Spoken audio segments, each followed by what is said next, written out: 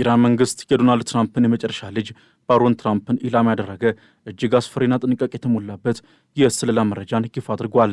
ይህ ጉዳይ ተራ የፕሮፓጋንዳ ዛቻ ሳይሆን የኢራን የስለላና የደህንነት መዋቅር ምን ያህል ጥልቅና ረቂቅ ወደሆነ ደረጃ መሸጋገሩን ለዓለም ያሳየበት ክስተት ሆኗል። የአሜሪካ የደህንነት ተቋም ሰክሬት ሰርቪስ ጉዳዩን እናውቀዋለን እየመረመርነው ነው በማለት በይፋ ቢገልጽም ከመግለጫው ጀርባ ግን ታላቅ ስጋት መንገሱን መረዳት ይቻላል። ኢራን የትራምፕን ቤተሰብ አባላት አንድ ባንድ በመለየትም እንቅስቃሴያቸውን በመከታተልና ደካማ ጎኖቻቸውን በማጥናት የገነባቸው የኢላማ መዝገብ ዋሽንግተንን በእንቅልፍ ማጣት እንድታመስ አድርጓታል። ይህ ሁሉ የበቀል እሳት የተቀጣጠለው ደግሞ ትራምፕ በኢራን ላይ በከፈቱት ጦርነትና በተለይም እጅግ የሚከበሩትን የኢራኑን መንፈሳዊ መሪ አያቶላ አሊ ካሜኒና የጦር መሪውን ቃሲም ሱሌማኒን ግድያ ተከትሎ ነው። ኢራን ይህንን ጥቃት እንደ ሀገር ውርደት የቆጠረችው ሲሆን በቀል የሚለውን ቃል ወደ ተግባር ለመለወጥ የትራምፕን ደም ብቻ ሳይሆን የቤተሰቡን ደም ለማፍሰስ ቆርጣ ተነስታለች። የኢራን ብሔራዊ ቴሌቪዥን ጣቢያዎችና ከእስላማዊ አብዮታዊ ጥበቃ ጦሩ ጋር ግንኙነት ያላቸው ሚዲያዎችም ባሮን ትራምፕን በተመለከተ ያወጡት ዘገባ አሜሪካውያን ለዓመታት ሲመኩበት የነበረውን የማይበገር የደህንነት ጥበቃ ጥያቄ ምልክት ውስጥ የከተተ ነው። የባሮን ትራምፕን ሕይወት ኢላማ ያደረገው ይህ ቪዲዮም ባሮን ትራምፕ የትና እንዴት መገደል አለበት በሚል እጅግ አስደንጋጭ ርዕስ ነው የቀረበው። ቪዲዮው የ20 ወጣት ባሮን እንቅስቃሴን ብቻ ሳይሆን የሚማርበት ዩኒቨርሲቲ፣ የሚጓዝባቸው መኪናዎች፣ አልፎ ተርፎም በጥበቃው ላይ የተሰማሩ የሰክሬት ሰርቪስ አባላት ያሉበትን ትክክለኛ ስፍራ በዝርዝር ያሳያል ሲል ኒውዮርክ ታይምስ በዘገባው አስፍሯል። ከዚህም በላይ የኢራን የስለላ መረብ ምን ያህል ጥልቅ እንደሆነ ለማሳየትም ባሮን ትራምፕ የሚጠቀምባቸውን የዲጂታል መድረኮች ማለትም እንደ ኤክስቦክስ እና ዲስኮርድ ያሉ የጨዋታና የመገናኛ መድረኮችን ሳይቀር ሰብረው መግባታቸውን ይገልጻሉ። አንዲት ሴት ሰላዮቻቸው የደህንነት ጥበቃውን ሰብራ በመግባት ከባሮን ጋር በግል ተገናኝታ መረጃዎችን ማቀበሏን የሚገልጸው ታሪክም የአሜሪካን የደህንነት ተቋማት ክፉኛ አሸብሯቸዋል። ለባሮን ትራምፕ ግድያ $10 ሚሊዮን ሽልማት መመደቡ ደግሞ ጉዳዩን የሞትና የህይወት ፍልም ያደርጎታል። ኢራን ይህን አቅም እንዴት ልትገነባ ቻለች የሚሉ ጥያቄ የብዙዎችን ቀልብ ስቧል። ቴህራን የፋይል ምህንድስና የተባለ አዲስና ዘመናዊ የስለላ ስልትን እየተጠቀመች ትገኛለች። ይህ ስልት ከተራ ስለላ ተግባር አልፎ አርቲፊሻል ኢንቴሊጀንስን፣ ሳተላይቶችንና የዲጂታል መረጃዎችን በማቀናጀት የአንድን ሰው ሙሉ ህይወት እንደ ፊልም መልሶ መስራት ነው። ኢራን ይህንን ሙከራ የጀመረችው በራሱ በዶናልድ ትራምፕ ላይ ነበረ። በጁላይ ወር ላይ ትራምፕ ከአውሮፕላን ማረፊያ ወደ መኖሪያ ቤቱ የሚጓዝባቸው መንገዶች በዝርዝር የሚያሳይ ቪዲዮ በማውጣት አሜሪካንን አስጠንቃ ነበረ። በመቀጠልም ወደ ባለቤቱ ሚላኒያ ትራምፕ በመዞር በኒውዮርክ የምትጎበኛቸውን የቅንጦት ሱቆችና የደህንነት ጥበቃዎች ያሉባቸውን ክፍተቶች የሚያሳይ ሰነድን ይፋ አድርጋለች። አሁን ደግሞ በመጨረሻውና በትራምፕ እጅግ በሚወደደው ልጃቸው ባሮን ላይ በማነጣጠር የትራምፕን ስነልቦና ለማድቀቅ ተሳክቶላታል። ኢራን የገነባቸው ይህ የስለላ መዝገብ እንደሚያሳየው ኢላማው ግለሰቡ ብቻ አይደለም። ይልቁንም የግለሰቡ እንቅስቃሴ፣ አካባቢው፣ ልምዶቹ፣ ግንኙነቶቹና የዲጂታል ህይወቱ ጭምር ናቸው። ይህ አይነቱ ጥልቅ መረጃ አሜሪካን ያስጨነቃት በሁለት ምክንያት ነው። አንደኛው ኢራን መረጃውን ያገኘችው ከውስጥ በሾለከ ስለሆነ ይችላል የሚለው ስጋት ሲሆን፣ ሁለተኛው ደግሞ ኢራን ያሏት የሳይበርና የሳተላይት መረጃ የማቀናጀት አቅሞችም ከአሜሪካ እኩል መሆናቸውን በማሳየቷ ነው። የኢራን የፕሮፓጋንዳ ማሽን ተራ ዛቻ ከመሰንዘር ወጥቶ እናውቃቸዋለን፣ እናያቸዋለን፣ የትም ብትሄዱ ልንደርስባቸው እንችላለን የሚል የስነልቦና ጦርነት ላይ ተሰማርቷል። የአሜሪካው ሰክሬት ሰርቪስ ቃል አቀባይ ናቲ ሄሪንግም የአሰራር ደህንነታችንን ለመጠበቅ ስንል የምንወስደውን እርምጃ በዝርዝር አንናገርም ቢሉም በእውነቱ ግን የባሮን ትራምፕ የደህንነት ጥበቃ በከፍተኛ ሁኔታ እንዲጠናከር ተደርጓል። ነገር ግን ኢራን በቪዲዮ ላይ እንዳሳየችው ጥበቃው በጠነከረ ቁጥር ኢራን ደግሞ አዳዲስ ቀዳዳዎችን የማግኘት አቅሟ እያሳደገች ነው። ለምሳሌ ሜላኒያ ትራምፕን በተመለከተ የወጣው ዘገባ በአደባባይ የሚገኙ የካሜራ መረቦችንና የሳተላይት ምስሎችን በመጠቀም እንዴት የአንድን ሰው እንቅስቃሴ መከታተል እንደሚቻል አሳይቷል። ይህ ደግሞ ክፍት መረጃዎችን ወደ ገዳይ የጦር መሳሪያነት የመለወጥ የኢራን ጥበብ ሆኗል። ኢራን ለምን የትራምፕን ቤተሰብ አባላት ኢላማ አደረገች የሚለው ጥያቄም መልሱ ግልጽ ነው። ትራምፕን በቀጥታ ማጥቃት ከፍተኛ የጦርነት ዋጋ ሊያስከፍል እንደሚችል ታውቋለች። ነገር ግን ቤተሰቡን በተለይም ንጹሐን የሚባሉትን እንደ ባሮን ያሉ ልጆቹን ኢላማ ማድረግም ትራምፕን በግላቸው የሚሰብርና በአሜሪካ ሕዝብ ዘንድ ፍርሃትን የሚዘራ ነው። ይህ የቤተሰብ ኢላማ ስልት ትራምፕ ለወሰዱት እርምጃ የሚከፍሉት የግል ዋጋ እንዳለ ለማሳየት የታለመ ነው። ኢራን በዚህ ዛቻዋ ትራምፕን ብቻ ሳይሆን አጠቃላይ የአሜሪካን የፖለቲካ አመራር ማናችሁም ብትሆኑ ከኛ እጅ አታመልጡም የሚል መልእክትን እያስተላለፈች ነው። በአሜሪካ በኩል የነገሰው ውጥረትም እስከ ዋይት ሀውስ ደርሷል። የትራምፕ የቅርብ አማካሪዎችና የደህንነት ባለሙያዎችም የኢራን ዛቻዎች ወደ ተግባር ሊለውጡ የሚችሉበት እድል ሰፊ መሆኑ እየተናገሩ ነው። ኢራን በእውኑ የተገነባቸው የድሮን የሚሳኤልና የሳይበር አቅም በአሜሪካ ምድር ላይ ጥቃት ለመሰንዘር አቅም እንዳላት በተደጋጋሚ ታይቷል። ባሮን ትራምፕ በሚማርበት ዩኒቨርሲቲ አካባቢ ያለው የደህንነት ስጋት ከፍተኛ ደረጃ ላይ ደርሷል። በቪዲዮ ላይ የተመለከቱት ዝርዝር መረጃዎችም የኢራን ሰላዮች በአሜሪካ ከተሞች ውስጥ በነጻነት እየተንቀሳቀሱ ሊሆን እንደሚችል ጥርጣሬን ጭሯል። ኢራን በዚህ ተግባሯ የስነ ልቦና ጦርነቱን በበላይነት እየመራችው ነው። የባሮን ትራምፕ ቪዲዮ ከመውጣቱ በፊትም የትራምፕን ምስል በሬሳ ሳጥን ውስጥ የሚያሳዩ የማስታወቂያ ሰሌዳዎች በቴህራን ጎዳናዎች ላይ መታየታቸው ኢራን ምን ያህል ለበቀል እየተራበች እንደሆነ ያሳያል። አሁን ግን ከስዕልና ከቃላት ዛቻ ባለፈ ወደ መረጃ ጦርነት መሸጋገሯ አሜሪካንን በመከላከያ መስመር ላይ ብቻ እንድትቆም አድርጓታል።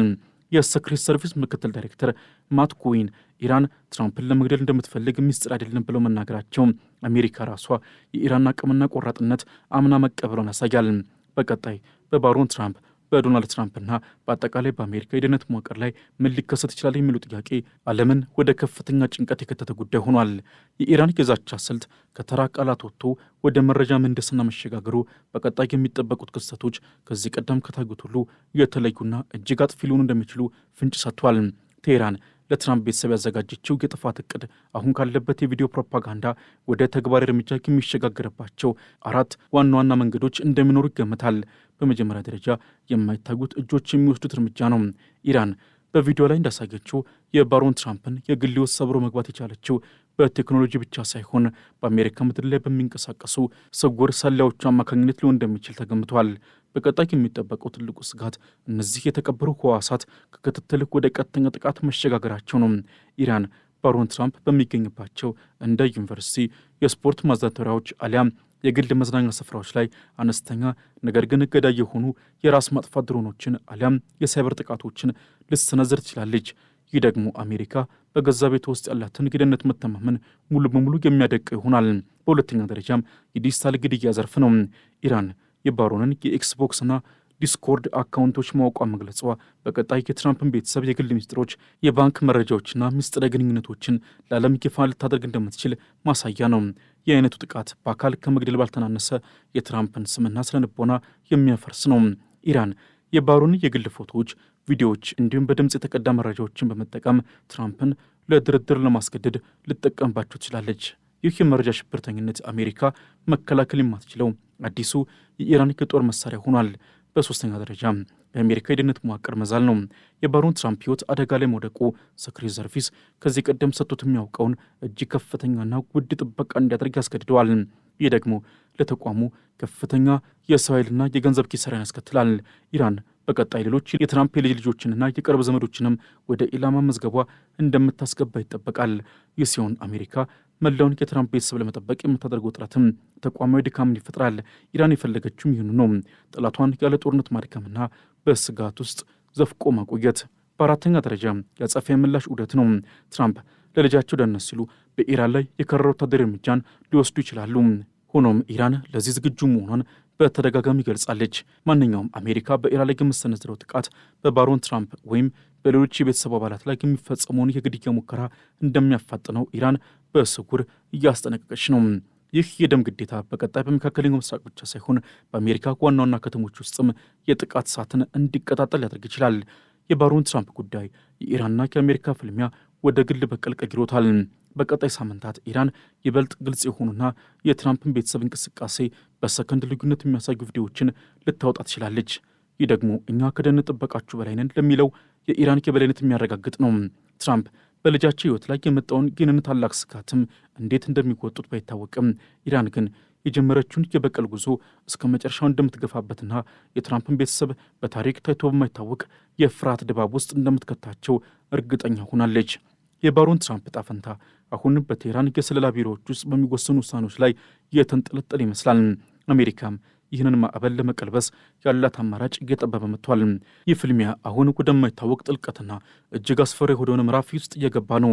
የኢራን መንግስትና የስለላ ተቋማቱ በባሮን ትራምፕ ላይ የከፈቱት የመረጃ አደንን ተራ የፖለቲካ ትርኢት ሳይሆን አሜሪካንን እንደ ሀያል ሀገርነቷ ክፉኛ ያዋረደና የደህንነት መዋቅሯን አሳልፎ የሰጠ ክስተት ነው። ቴህራን የበቀል ድግሷን የምታዘጋጀው በበረሃማ ቦታዎች ብቻ ሳይሆን በዋሽንግተንና በኒውዮርክ እምብርት ውስጥ ትራምፕ እጅግ በሚሳሱላቸው ልጃቸው መኝታ ቤትና የመማሪያ ክፍል ድረስ መሆኑ ኢራን ያላትን የማይበገርና ረቂቅ የስለላ አቅም ዳግመኛ ያረጋገጠ ነው። አሜሪካ በአውሮፕላን ተሸካሚ መርከቦቿ ብትመካም ኢራን ግን በአንድ የ20 ዓመት ወጣት የዲጂታል አሻራ ውስጥ ገብታ አሜሪካንን በቁሟ እያራደቻት ነው። በቀጣይ የሚጠበቀውና ዓለምን ይበልጥ የሚያስደነግጠው ጉዳይ ኢራን የገነባቸው ይህ የኢላማ መዝገብ እንዴት ወደ ተግባራዊ ወታደራዊ እርምጃ ሊቀየር ይችላል የሚለው ነው። የኢራን እስላማዊ አብዮታዊ ጥበቃ ኃይል IRGC ለባሮን ትራምፕ ግድያ $10 ሚሊዮን መመደቡ በአሜሪካ ምድር ላይ ለሚገኙና የኢራን ደጋፊ ለሆኑ ስውር ኃይሎችም አረንጓዴ መብራት እንደ መብራት ይቆጠራል። በቀጣይ ሳምንታት ውስጥ ባሮን ትራምፕ በሚገኝባቸው አካባቢዎች ላይ ያልተለመዱ የደህንነት ጥሰቶች ሊታዩ እንደሚችሉ የደህንነት ባለሙያዎች ይገምታሉ። ኢራን በቪዲዮ ላይ ያሳየችው ዝርዝር መረጃ ማንኛውም በአሜሪካ ውስጥ የሚገኝ ብቸኛ ተኩላ የተባለ አጥቂ ያለምንም ተጨማሪ የስለላ ስራ ጥቃት እንዲሰነዝር የሚያስችል የጥቃት ካርታ አዘጋጅታ ሰጥታለች። ይህ ደግሞ ሰክሬት ሰርቪስን በቀጣይ 24 ሰዓታት ውስጥ በሚያቋርጥ ስጋትና ጭንቀት ውስጥ እንዲዘፈቅ አድርጎታል። የኢራን አቅም መገንባት በዚህ ብቻ አያቁምም። ቴህራን በአሁኑ ወቅት በአሜሪካ ላይ የከፈተችው የስነ-ልቦና የበላይነት ጦርነት ትራምፕን ወደማይፈለግ የፖለቲካ ውሳኔ እንዲገቡ ያስገድዳቸው ነው። ትራምፕ ለልጃቸው ደህንነት ሲሉ ከኢራን ጋር ወደ ምስጢራዊ ድርድር ሊመጡ ይችላሉ ወይስ ይበልጥ ጦርነቱን ያፋፍሙታል የሚለው ጥያቄ የብዙዎች ነው። ሆኖም ኢራን የባሮን ትራምፕን የኤክስቦክስና የዲስኮርድ አካውንቶች ሰብራ መግባቷን መግለጿ በቀጣይ የትራምፕን ቤተሰብ እጅግ አስደንጋጭ የሆኑ ምስጢሮች ለዓለም ይፋ ልታደርግ እንደምትችል ትልቅ ማስጠንቀቂያ ነው። በአጠቃላይ የባሮን ትራምፕ ጉዳይ የአሜሪካን የውስጥ ደህንነት ሙሉ በሙሉ ያናጋ ክስተት ነው። ኢራን የትራምፕን ደካማ ጎን በትክክል አውቃለች። እሱም ቤተሰቡ ነው። የባሮን ትራምፕን የትምህርት ቤት ህይወት፣ የዲጂታል ጌም አጠቃቀምና የግል ግንኙነቶች እንደ ጦር መሳሪያ በመጠቀም ኢራን አሜሪካንን በገዛ ቤቷ ውስጥ እያሸበረቻት ነው። ይህ የስለላ ፋይል የሚያሳየው አንድ ትልቅ እውነት አለ። ኢራን ከእንግዲህ በሩቅ ሆና የምትስት ሀገር ብቻ አይደለችም። ይልቁንም የጠላቶቿን የቤት ውስጥ ሚስጥር ሳይቀር የምታውቅ አርቲፊሻል ኢንቴሊጀንስንና ዘመናዊ ቴክኖሎጂን ለበቀል የምትጠቀም ሀያል ሀገር ሆና ብቅ ብላለች። ትራምፕና ቤተሰባቸው በቀጣይ ምን አይነት ዕጣ ፈንታ እንደሚጠብቃቸው አይታወቅም። የኢራን የበቀል መዝገብ ግን ገና መከፈቱ እንደሆነና ዋሽንግተን ለዚህ ምላሽ ለመስጠት አቅም እያጣች መሆኑ ግልጽ ነው። የባሮን ትራምፕ ህይወት አሁን በአሜሪካና በኢራን መካከል ባለው ታላቅ ፍልሚያ መሃል ላይ ወድቋል። ዓለምም እዚህን አስፈሪ ድራማ ቀጣይ ምዕራፍ በከፍተኛ ስጋት እየተጠባበቀች ነው።